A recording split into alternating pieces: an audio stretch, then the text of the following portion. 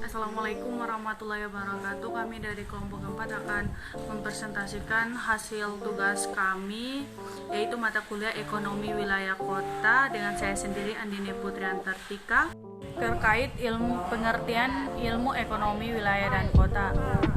Jadi ilmu ekonomi wilayah dan kota itu adalah cabang ilmu yang relatif baru, sehingga banyak yang mempertanyakan apakah ilmu regional dapat dipandang sebagai suatu cabang ilmu yang berdiri sendiri, seperti halnya cabang ilmu ekonomi moneter, cabang ilmu ekonomi internasional, ekonomi pertanian, dan lain sebagainya. Dan agar cabang ilmu itu dapat berdiri sendiri, maka cabang ilmu itu harus memiliki keistimewaan, yaitu berupa sesuatu yang tidak dibahas pada cabang ilmu lainnya. Terus cabang ilmu selain itu, cabang ilmu itu harus memiliki prinsip-prinsip yang utuh dan mampu memberikan solusi yang lengkap untuk bidang tertentu dan cakupannya. Selanjutnya akan dijelaskan oleh teman saya. Di sini saya akan menjelaskan mengenai pengertian ilmu ekonomi menurut para ahli. Yang pertama adalah menurut Harry W. Richardson.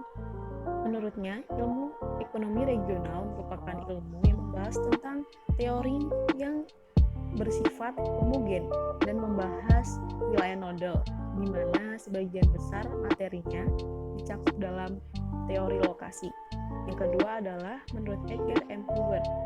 Menurutnya, ekonomi digunakan untuk menganalisis potensi ekonomi wilayah dan hubungan ekonomi antar wilayah.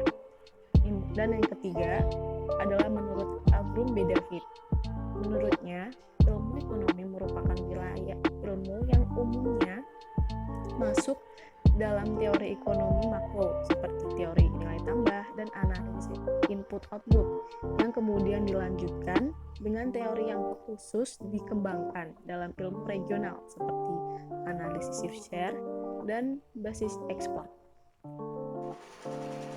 Selanjutnya adalah tujuan ilmu ekonomi wilayah dan kota. Di sini ada 3 tujuan ilmu ekonomi wilayah dan kota. Yang pertama adalah full employment.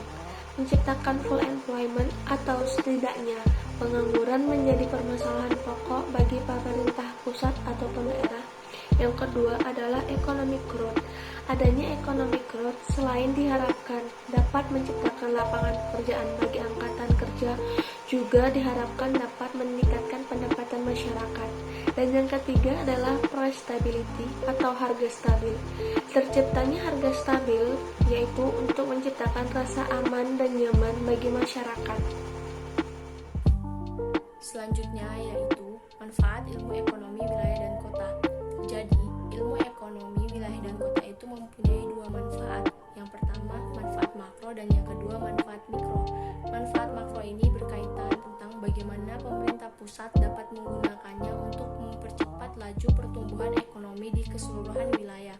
Sedangkan ekonomi mikro, yaitu ilmu ekonomi wilayah dan kota ini dapat digunakan seorang perencanaan wilayah untuk menghemat waktu dan biaya dalam menentukan lokasi suatu kegiatan atau proyek.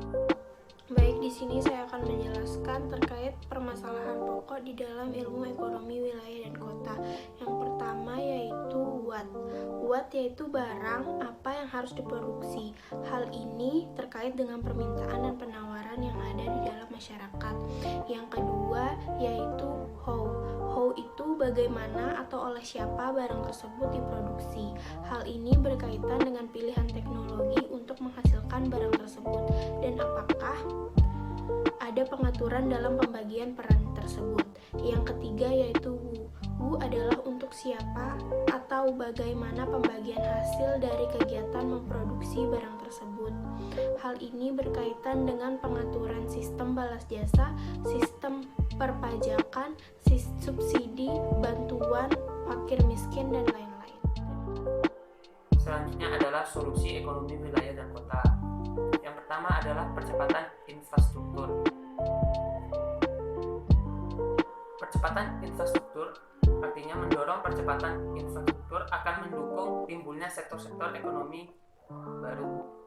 Upaya pembangunan infrastruktur dan pengembangan sektor ekonomi potensial juga memerlukan adanya keselarasan dengan rencana tata ruang wilayah atau RTRW. Yang kedua yaitu perkembangan sektor ekonomi potensial, di mana hal ini mendorong berkembangnya sektor ekonomi potensial daerah sebagai sumber pertumbuhan baru yang disesuaikan dengan karakter daerah masing-masing.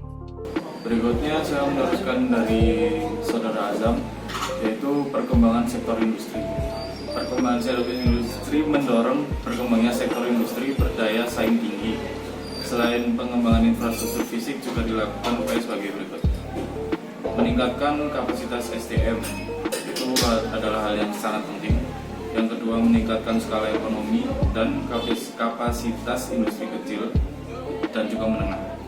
Yang ketiga, optimalisasi penggunaan teknologi dan integrasi IKM. Yang kedua yaitu pengembangan sektor pertanian.